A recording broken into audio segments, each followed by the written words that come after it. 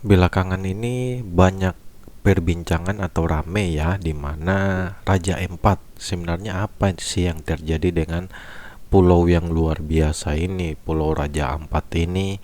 Kenapa dia rame nih akhir-akhir ini ya? Oke, namanya mungkin negara dia mau maju ya teman-teman ya. Di Raja Empat ini itu dijadikan tambang nikel kalau tidak salah. Mungkin mau kamu mau bikin baterai kah, kamu mau bikin mobil listrik kah, atau bahan mentah lainnya dari nikel itu ya.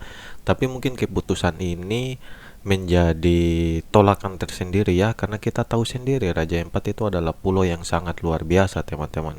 Tadi saya ada sebut penolakan ya. Penolakan ini seperti apa? Ini Bapak Menteri kita, Bapak Bahlil ini bahkan baru mungkin menginjakkan tanah di Bandara Sorong sana, itu langsung diprotes teman-teman.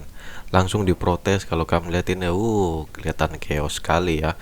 Dan sekali lagi mungkin depu apa niatnya mungkin baik ya, cuman kayaknya pertahanan terakhir alam itu mungkin sisa di Papua saja ya, setelah terakhir mungkin di Kalimantan sudah dijadikan ibu kota negara ya. Sebenarnya apa sih yang orang-orang khawatirkan terkait Raja Ampat ini ya?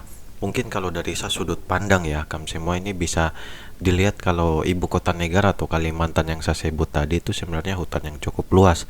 Tapi kalau kamu bisa lihat, kasihan banyak sekali tuh, banyak sekali orang orang hutan atau binatang asli di sana itu malah kehilangan tempat tinggalnya teman-teman. Tapi kalau di Raja Empat ini mungkin bukan orang hutan ya, yo mungkin saham kah, kuskus kah, cendrawasih kah, atau lain mungkin para wisatanya ya. Kasihan Depo. Pulau Raja Ampat mungkin nanti akan terlihat tidak baik, mungkin nanti malah turisnya apa ini, semua dataran rata mungkin ya, seperti itu ya. Takutnya kalau kita membaca berita di sini ya teman-teman, bisa dilihat sebenarnya dinyatakan Bapak Bahlil ini kalau tambang nikel itu jaraknya 30 sampai 40 km dari Raja Empat sana. Dia bilang jauh.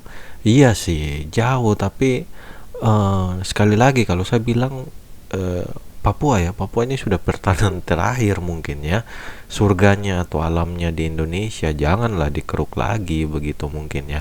Karena kalau di pertambangan ini ya, kalau di pertambangan ini kan bisa lihat sendiri ini, akan gundul gitu loh. Beda mungkin kalau kamu pembukaan lahan, mungkin untuk padi kah atau yang lain, itu sebenarnya mungkin juga merugikan ya.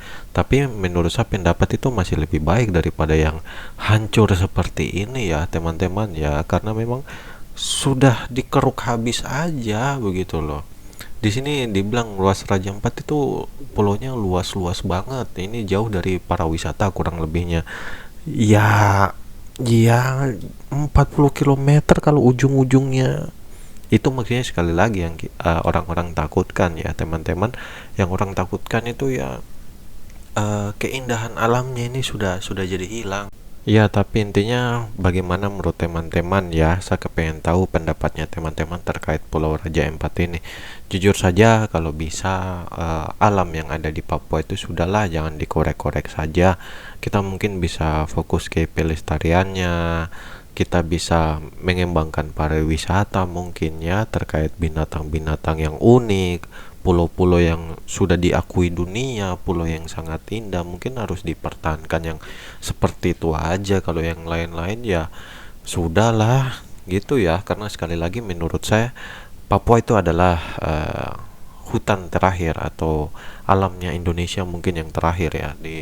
Di samping sisi lain sebenarnya masih banyak juga kalau kita bilang hutan-hutan, tapi cuman yang terbaik mungkin yang masih alami ini harus memang di Papua sini ya.